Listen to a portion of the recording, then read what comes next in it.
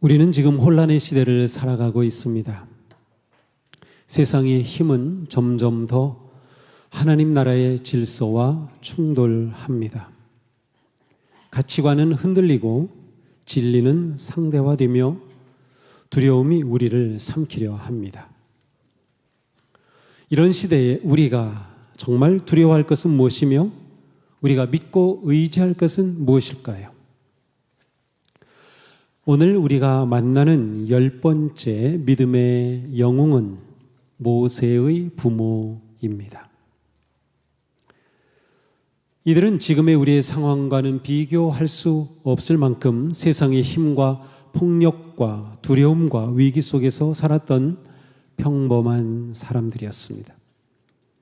하지만 이들의 믿음은 우리에게 큰 힘이 되고 도전이 됩니다. 이집트의 총리가 된 요셉으로 인해서 야곱의 가족들은 가뭄의 위기 속에서 모두 이집트로 이민을 갔습니다. 그들은 비옥한 고센 땅에 머물면서 또 목축업을 하면서 안정적이고 걱정 없는 삶을 살게 되었죠. 그러나 요셉이 죽은 후에 이집트의 새로운 왕조가 시작되었습니다. 요셉이 총리가 된 것은 보통 이집트의 15왕조인 힉소스 왕조라고 학자들은 보고 있습니다. 요셉을 모르는 새 왕이 등장한 이때는 이집트의 18왕조 아하모세 1세 혹은 투트모세 1세 때로 추정됩니다.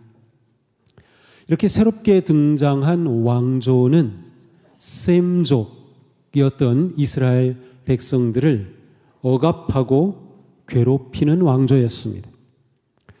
악한 왕의 등장으로 이스라엘의 상황과 운명이 급격하게 변하였습니다. 지금까지의 형통한 날이 끝나고 곤고한 날이 시작되었습니다. 새로운 왕의 정책은 확고부동했습니다. 출애굽기 1장에 보니까 새 왕이 이렇게 말합니다. 이스라엘 자손이 우리보다 수도 많고 힘도 강하다. 그러니 이제 우리는 그들에게 신중히 대처해야 한다.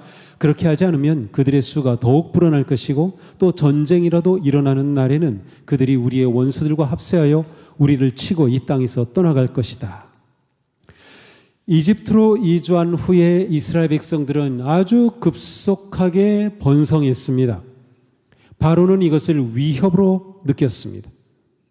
그래서 결국 이들을 노예로 삼고 학대한 것이죠.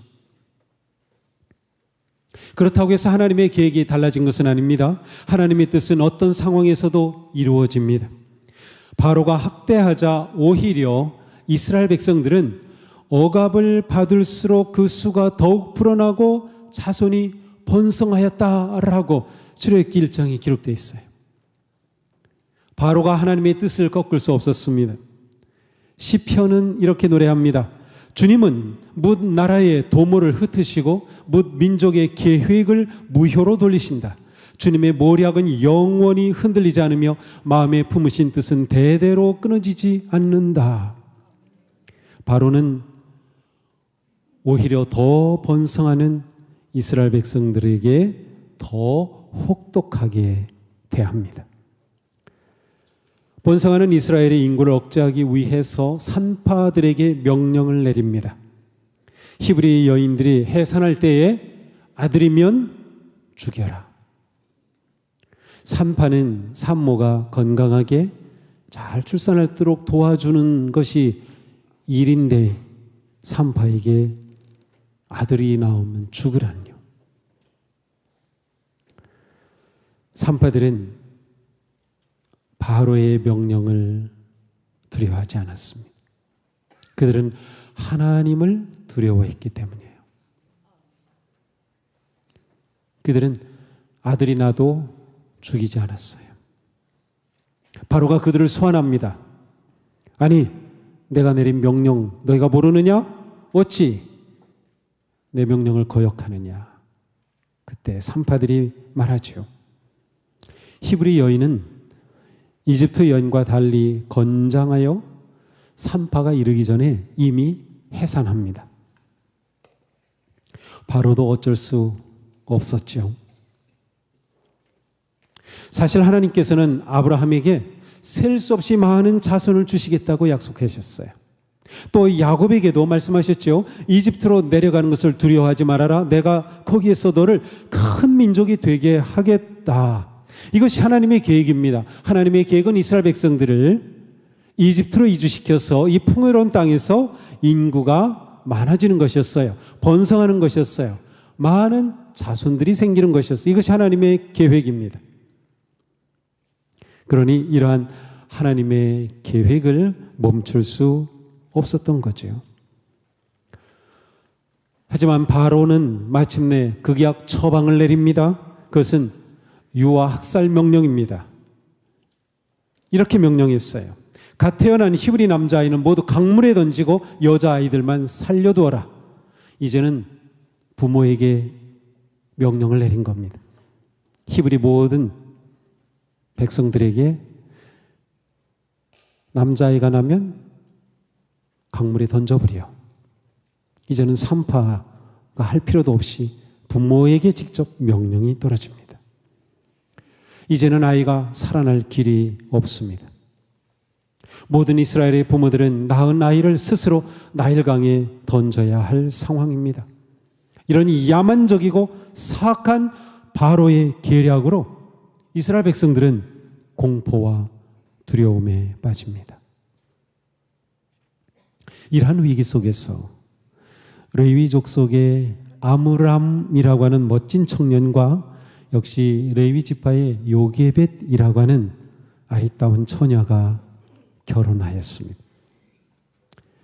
이들이 바랐던 것은 무엇일까요? 딸을 낳는 것이었어요. 아들을 낳으면 어떡합니까? 딸을 낳기만을 바랐을 겁니다. 그런데 결국 걱정하던 일이 일어났어요. 요게벳이 임신하여 아이를 낳았는데 아들이었습니다. 아이의 출산과 함께 부모는 바로의 명령대로 아이를 강물에 던질지 아니면 아이를 살릴지를 결정해야 했습니다. 바로 오늘 본문은 이 지점에서 그들이 어떻게 했는지를 보여줍니다. 모세가 태어났을 때의 믿음으로 그 부모는 석 달 동안 아기를 숨겨두었습니다. 그들은 아기가 잘생긴 것을 보았기 때문입니다. 그들은 왕의 명령을 두려워하지 않았습니다. 모세의 부모는 믿음으로 아이를 숨겨 젖을 먹여 석 달 동안 길렀습니다. 모세는 이러한 믿음의 부모 덕분에 살아남아 세상의 빛을 보게 된 것이죠. 자, 히브리서는 왜 모세의 부모를 믿음의 영웅으로 기록한 것일까요? 위기의 시대에 믿음으로 산다고 하는 것이 무엇일까요? 이 시간 우리는 그 이름도 생소한 모세의 부모 아므람과 요게벳의 믿음을 살펴보려고 합니다. 모세의 부모는 모세가 태어난 후 석 달 동안 아이를 숨겨 키웁니다.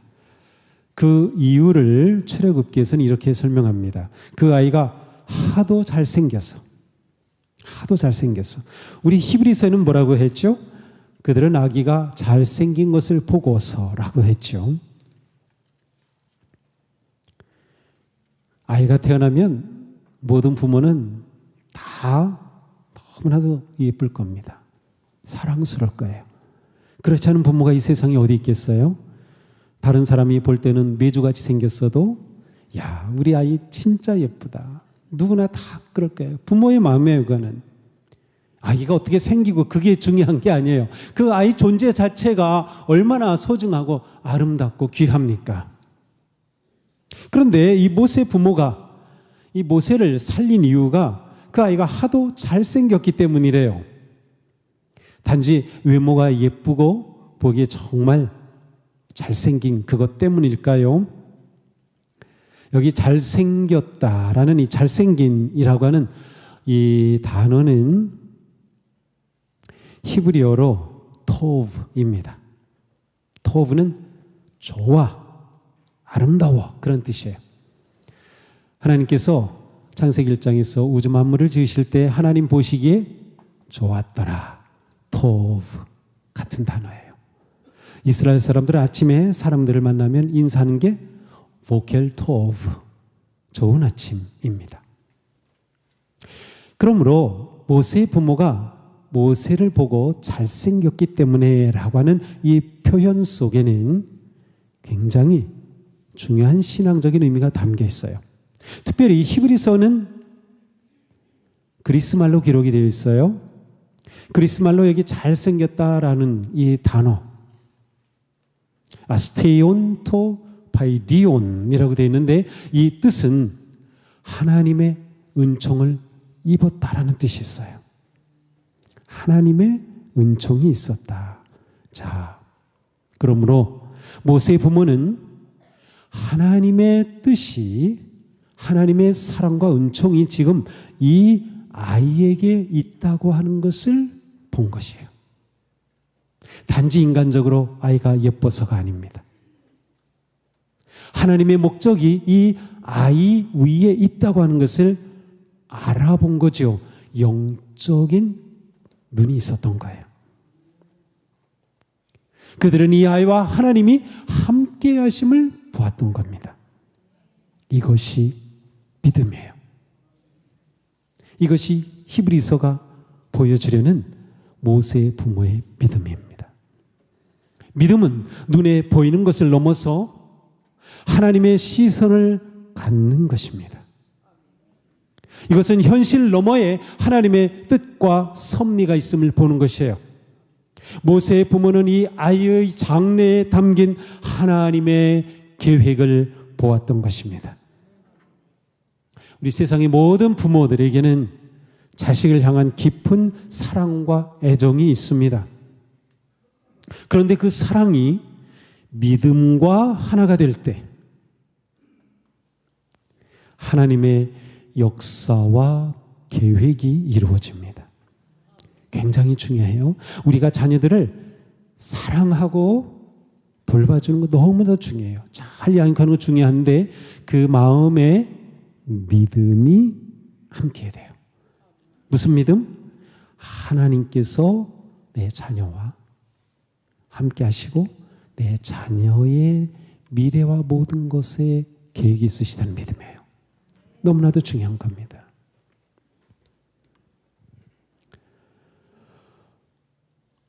우리는 자녀의 미래를 세상의 기준으로 봅니까?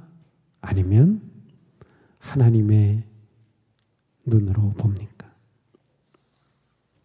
다음 세대를 향한 사랑이 하나님의 비전을 품은 믿음과 하나 되는 것, 이것이 중요합니다. 따라서 우리에게는 아름다움을 보는 눈, 그 믿음의 눈이 필요합니다. 모세의 부모가 모세를 보면서 아름다움을 보았어요. 하나님의 계획과 섭리를. 우리에게도 그 믿음이 필요한 거죠. 우리가 믿음으로 하나님의 아름다움을 알고 사모하면 우리는 사람과 세상의 일 속에서도 아름다움을 볼 수 있는 거예요. 우리는 자녀와 다음 세대를 볼 때, 또한 우리의 가족과 다른 성도들, 이웃을 볼 때에, 서로를 볼 때에 겉모습이 아니라 그들을 향한 하나님의 사랑과 부르심의 아름다움을 볼 수 있어야 합니다. 우리에게 이런 믿음이 있어야 되는 거예요. 자녀들에게 말할 때 이렇게 말해야 됩니다. 너는 하나님의 특별한 사랑을 받고 있는 소중한 존재야. 너는 왕의 왕이신 하나님의 자녀란다. 지금 힘들고 어려워도 믿음을 가지자. 하나님은 너를 위해 놀라운 일을 계획하고 계시단다. 꼭 자녀들에게만이 아니라 서로 우리는 이러한 마음과 기도로 볼 수 있어야 되는 겁니다. 믿음은 세상의 논리와 가치가 아니라 하나님의 눈으로 세상과 사람을 보는 것입니다. 모세의 부모는 고통스러운 현실 속에서도 아기를 통해 일하시는 하나님의 섭리를 보는 믿음으로 행동하였습니다. 믿음으로 아름다움을 보는 눈은 현실의 위기와 절망을 넘어서 하나님의 섭리와 뜻을 보며 믿음으로 반응하는 능력이 됩니다. 우리는 모두 이렇게 아름다움을 볼 수 있는 그러한 믿음 충만하기를 축복합니다. 성경은 모세의 부모의 믿음에 대해서 이렇게 말씀해요. 왕의 명령을 두려워하지 않았습니다. 바로의 명령은 악하고 무자비했습니다. 어떻게 낳은 아들을 강물에 던져버립니까? 하지만 신과 같은 바로의 절대적 명령이었고 어기면 죽을 수도 있는 것이었습니다. 하지만 믿음의 부모 아므람과 요국벳은 왕의 명령보다 하나님을 더 두려워하였습니다. 그들은 세상에 보이는 권력보다 눈에 보이지 않는 하나님의 계획을 신뢰하였습니다. 두려움 자체는 피할 수 없는 감정이었지만 그들은 믿음으로 두려움을 이겨냈습니다. 하나님의 뜻이 세상 임금의 명령보다 우선이었기 때문이죠. 이 믿음으로 모세의 부모는 목숨 걸고 아기를 살렸습니다. 거룩한 믿음의 용기로 두려움을 이긴 것이죠. 모세의 부모의 모습은 우리에게 큰 물음을 던집니다. 당신은 누구의 명령을 더 두려워하며 삽니까? 바로입니까? 아니면 주님입니까? 두려움을 이기는 믿음은 단순한 인간적인 의지나 결단에서 오는 것이 아닙니다. 두려움을 이기는 믿음은 첫째, 하나님에 대한 바른 지식과 신뢰, 두 번째, 하나님과의 관계, 그리고 성령의 도우심으로 믿음의 공동체 안에서 얻는 영적의 능력으로 두려움을 이깁니다. 두려움은 우리가 하나님을 온전히 신뢰하지 못할 때 생기죠. 그러므로 내게 두려움이 있다 그러면 내가 정말 하나님을 신뢰하는가를 물어봐야 합니다. 두려움을 이기는 믿음이 우리에게 필요합니다. 그러기에 우리는 하나님을 온전히 알아야 해요. 하나님이 누구이신지 알 때, 하나님을 아는 온전한 지식이 있을 때 우리는 그 하나님을 신뢰하고 의지할 수 있게 되는 거예요. 하나님이 누구이신지 모르면서 우리가 어떻게 하나님을 의지합니까? 하나님이 어떤 분이신지 아는 것이 중요한 거예요.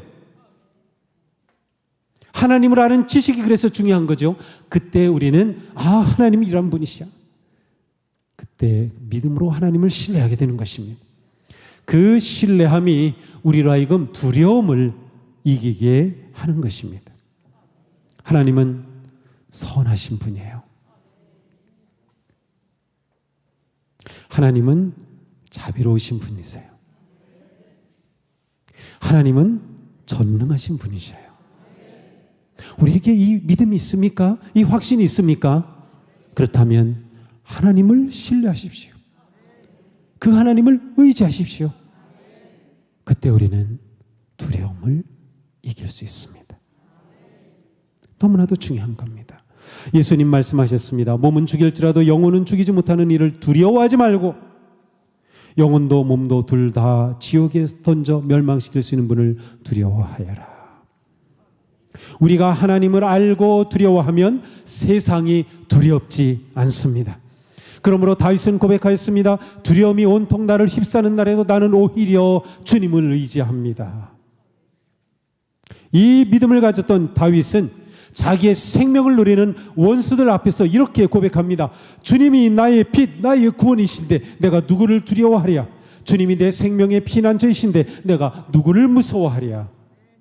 이것이 하나님을 아는 지식에서 온 믿음, 두려움을 이기는 믿음입니다.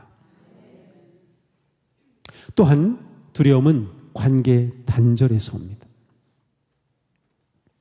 하나님과의 관계가 멀어질 때 우리에게 두려움이 생깁니다.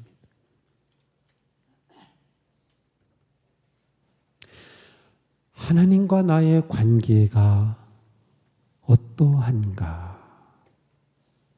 따라서 내가 두려움을 이길 수 있는지 아니면 두려움에 빠지는지가 결정이 되는 거예요. 내게 두려운 일이 있다면 그 두려운 일을 생각하지 말고 기도하시면 됩니다. 기도는 하나님께 나아가는 것이에요. 하나님의 임재 앞에 서는 것이에요. 하나님과의 관계가 세워지는 겁니다. 하나님과의 관계가 우리가 어떻게 깊어질 수 있겠어요? 기도 안 하면서 가능하겠어요? 예배하지 않으면서 가능하겠어요? 말씀 없이 가능하겠습니까? 하나님과의 관계가 우리의 믿음의 삶을 결정하는 겁니다. 이렇게 우리와 함께 하시는, 하나님과 우리가 아주 친밀한 관계를 맺을 때 우리와 함께 하시는 그분을 우리는 성령님이라 부릅니다. 그래서 우리가 성령 충만해야 되는 거예요. 그래서 우리가 성령님을 의지하는 것이죠. 우리는 성령님의 능력으로 두려움을 넘어서게 되는 것입니다. 디모데후서에 말씀합니다. 하나님께서는 우리에게 두려움의 영을 주신 것이 아니라 능력과 사랑과 절제의 영을 주셨습니다. 그렇습니다. 성령의 은혜로 하나가 된 교회는 바로 십자가 안에서 서로를 격려하고 위로하고 사랑하는 믿음의 공동체입니다. 이 믿음의 공동체 안에서 우리가 서로를 위로하는 겁니다. 서로를 위해 기도해 주는 겁니다. 서로 손을 잡아주는 겁니다. 서로 사랑의 교제를 하는 겁니다. 바로 이렇게 할 때 우리가 두려움을 이길 수 있는 겁니다. 너무나 중요해요. 우리의 믿음의 승리는 혼자서 이룰 수 없습니다. 서로에게 서로가 필요합니다. 이것을 우리가 인정해야 돼요. 그래서 하나님께서 우리를 교회되게 하신 겁니다. 우리는 교회를 이루는, 그리스도의 몸을 이루는 지체로서 서로 무한 사랑하고 서로 무한 축복하고 서로 무한 격려하고 서로 무한 기도해 주면서 이 시대의 위기와 어려움과 아픔을 이겨나가는 겁니다. 이겨나가는 것. 그래서 교회 생활이 너무도 중요한 겁니다. 너무도 중요한 겁니다. 하나님의 섭리와 계획을 알고 그 하나님을 신뢰함으로 두려움을 이긴 모세의 부모는 위험 속에서도 행동하였습니다. 히브리서는 분명히 말씀하죠. 그 부모는 3달 동안 아기를 숨겨두었습니다. 믿음은 행동합니다. 진정한 믿음에는 언제나 결단과 실행이 있습니다. 이것이 산 믿음이죠. 야고보서의 말씀처럼 믿음의 행함이 따르지 않으면 그 자체만으로는 죽은 것입니다. 내 믿음이 살아있다는 것은 곧 행함이 있다는 뜻이에요. 모세의 부모는 하나님을 신뢰하는 만큼 믿음으로 행동했습니다. 그들의 믿음은 언제나 구체적 행동의 결단으로 드러납니다. 그들은 아들 모세를 강에 던지지 않고 집에서 키웠습니다. 3달 동안 키웠습니다. 그런데 3달이 되면서 아이의 울음소리가 커지고 더 이상 숨길 수 없는 상황이 되었어요. 출애굽기 2장은 이때 모세의 부모가 결단한 또 다른 믿음의 행동을 보여줍니다. 그들은 갈대 상자를 만들었습니다. 갈대 바구니를 크게 만들고 그 안에 역청을 발랐어요. 역청은 물이 새어 들어오지 못하게 방수한 거죠. 그리고 또 한 가지, 나일강에 악어들이 싫어하는 게 역청이에요. 그래서 역청을 발랐어요. 그래서 악어들이 아기를 잡아먹지 못하게. 그리고 그곳에 유대인들이 쓰는 전통적인 포대기에다 이 아이를 싸서 갈대 상자 안에 넣습니다. 그리고 나일강에 이 아기를 띄워보냅니다. 그때의 부모 마음이 어땠을까요? 그들이 할 수 있는 최선의 선택을 했고 결단했고 행동한 겁니다. 이제 하나님께 맡긴 겁니다. 그들은 그냥 맡긴 것이 아니었어요. 갈대상자를 만들었고요. 역청을 발랐고요. 아기를 그 안에 고이 넣어서 마지막 믿음의 결단을 내린 거죠. 이 아이가 어떻게 되는지 궁금하지 않겠어요? 그래서 누나를 보냅니다. 누나 미리암이겠죠. 이 누나를 보내서 야, 그 상자가 어떻게 되는지 좀 봐. 그런데 때마침 바로의 딸 공주죠. 공주가 이 나일강에 목욕하러 나왔다가 웬 갈대 상자가 떠오는 것을 본 겁니다. 그리고 그걸 열어보니 이 안에 아기가 있는 거예요. 이 여성은 본능적으로 생명에 대한 그러한 능력이 있어요. 원래 여성이 하는 게 살림이잖아요. 살리는 거예요. 생명을 출산하잖아요. 낳잖아요. 이 공주가 이 아기를 보면서 야, 이거 히브리 놈들의 아기구나. 갖다 버려. 그렇게 하지 않고요. 이 아기 내가 키우고 싶은데 그 마음이 생긴 겁니다. 물론 우리는 하나님께서 역사하셨다는 믿음이 있어요. 그런데 이 공주가 이 아기를 보면서 너무나도 예쁜 이 아기 내가 키워야겠다. 이 아기를 양자로 삼은 겁니다. 그러니 모세는 이제 어떻게 된 거예요? 이집트의 왕자가 된 거예요. 이게 얼마나 놀라운지. 이 이야기를 보면 하나님은 진짜 재밌는 분이에요. 이렇게 일하시는 하나님. 자, 공주가 이 아기를 아들로 삼으려고 하는데 이 아기, 갓난아기 키워야 하잖아요. 근데 자기가 낳은 아기가 아니니까 어떻게 젖을 먹입니까? 유모가 필요했어요. 내가 유모를 찾아야겠는데 근데 마침 이 갈대 상자가 움직이는 것을 멀리서 지켜보던 누나가 얼른 공주에게 다가가서 내가 좋은 히브리인 유모를 소개시켜 드리겠습니다. 그러니 공주가 얼마나 좋아요? 좋아. 얼른 데려와. 내가 그 유모에게 모든 품삯까지 다 줄게. 이 누나는 누구를 소개했을까요? 그렇죠. 모세의 엄마, 자기 엄마를 유모로 소개한 겁니다. 참으로 놀랍죠. 언제 죽을지 모를 그 위기 속에서 이제 이 모세는 또 모세의 가정은 아기 양육비, 생활비, 교육 아무 걱정할 수 없게 됐어. 그냥 모든 것 최고로 이 아기를 위해 모든 것이 사용이 되게 된 거죠. 사실 모세라고 하는 이름은 모세의 부모가 지어준 이름이 아닙니다. 이 공주가 지어준 이름이에요. 물에서 건졌다, 건진다, 모쉐라는 뜻이죠. 하나님은 이렇게 일하신 겁니다. 그렇습니다. 얼마나 놀랍습니까? 자, 여기서 우리는 무엇을 보죠? 하나님은 행동하는 믿음을 통해 일하신다는 거예요. 우리가 아무리 믿음이 있고 주여 주여 한다고 해도 믿음으로 행동하기 전까지는 하나님께서 기적으로 일을 나타내시는 일은 거의 없으셔요.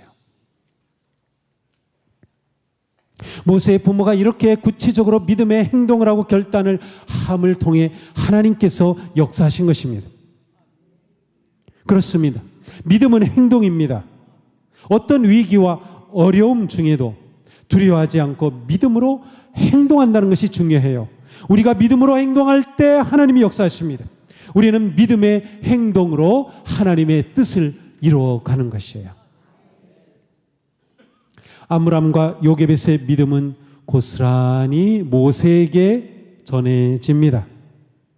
그 모세, 자기가 낳은 모세, 그 아들을 엄마가 요게벳이 자기 품에 안고 자기 젖을 먹여 키우면서 이 아이에게 히브리인의 이야기를 들려줬겠지요.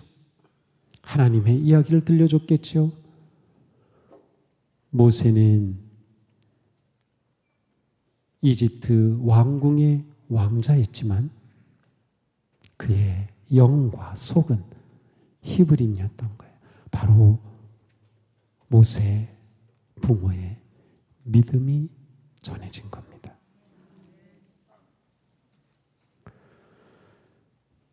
이러한 모세였기 때문에 그는 이후에 이집트의 왕자의 자리를 버리고 고난받는 하나님의 백성들과 함께하기로 결단한 것이에요. 이스라엘을 해방하는 위대한 지도자로 세워진 거죠. 바로 이 말씀이 오늘 모세 부모 다음에 이어집니다. 믿음으로 모세는 어른이 되었을 때에 바로 왕의 공주의 아들이라 불리기를 거절하였습니다. 오히려 그는 잠시 죄의 향락을 누리는 것보다 하나님의 백성과 함께 학대받는 길을 택하였습니다. 모세 부모의 훌륭한 믿음은 무엇입니까? 위대한 믿음의 유산을 물려준 것입니다. 사실 모세의 누나 미리암도 출애굽기를 보면 찬양 사역자였습니다. 위대한 하나님의 일꾼이었어요. 그러니 이렇게 아므람과 요게벳은 자녀들을 믿음으로 잘 키운 거죠. 그의 형은 또 누구예요? 아론이죠. 기억하십시오. 우리의 믿음의 행동과 결단이 다음 세대를 위한 유산이 됩니다. 너무도 중요한 거예요. 믿음은 말이 아니라 삶으로 전수됩니다. 다음 세대를 품고 사랑하며 말씀으로 양육하는 우리의 거룩한 믿음의 결단과 구체적인 실천이 다음 세대를 일으키는 밑거름이 되는 것입니다. 모세의 부모와 같이 우리도 두려움과 현실의 문제가 있을 때 그것을 넘어 결단하고 나아가는 그러한 믿음의 행동을 다음 세대에 위해 보여줘야 하는 것이에요. 우리도 하나님을 알고 그 믿음으로 하나님을 신뢰하며 나아가는, 어떤 위기 속에서도 담대하게 주님께 순종하며 나아가는 그 믿음의 결단이 다음 세대에게 아름답게 전수되는 것이에요. 우리가 이 방식을 알아야 됩니다. 단지 성경을 가르친다고 믿음이 전수되는 게 아니에요. 우리의 삶이 중요한 거예요. 우리의 삶. 그러므로 우리는 단지 나 혼자 믿음으로 승리하고 믿음으로 두려움을 이기고 믿음으로 위기를 극복하는 그것이 목적이 아니라 나는 물론 내가 그렇게 믿음으로 승리하는 삶을 살 때 그 믿음이 다음 세대에게 전수된다 라고 하는 먼 미래를, 하나님의 큰 계획과 섭리를 보며 살아가는 우리가 되어야 합니다. 이 고난의 시대, 이 위기의 시대, 이 두려움의 시대에 우리가 믿음으로 살아 믿음을 다음 세대에게 전해줘야 하는 것, 이것이 우리에게 주어진 너무도 귀한 사명입니다. 모세 부모의 믿음, 아마 생각해 볼 기회가 없었을 거예요. 그런데 이렇게 히브리서 11장을 통해 그들의 믿음을 생각하게 되니 얼마나 감사합니까? 이 믿음 정말 우리에게 필요한 믿음이 아닙니까? 많은 문제가 산적되어 있고 두려움과 고난의 도전이 다가오지만 이럴 때일수록 더욱 주님을 의지하고 신뢰하십시오. 하나님의 섭리하심 안에서 아름다움을 보며 사랑으로 세상을 이기십시오. 성령님이 주시는 용감한 믿음으로 두려움을 이겨내십시오.